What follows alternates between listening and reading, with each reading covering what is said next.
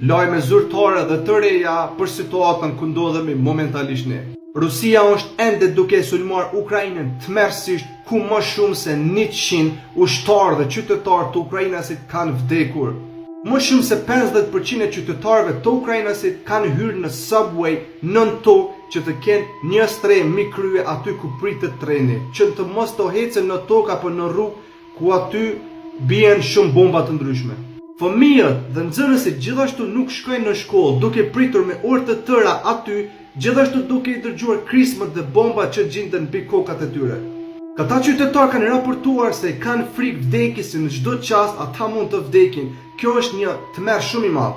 Në disa qytete të Ukrainës ndodhen kështu, siç po e shihni në foto, është komplet e thatë përposa atyre që po luftojnë. Në disa qytete të tjera të Ukrainësit, njerëzit apo qytetarët kanë dalur jashtë të bëjnë protesta dhe duke bërtitur çmendurazi dhe të kërkojnë ndihmë nga shtetet e tjera të botës.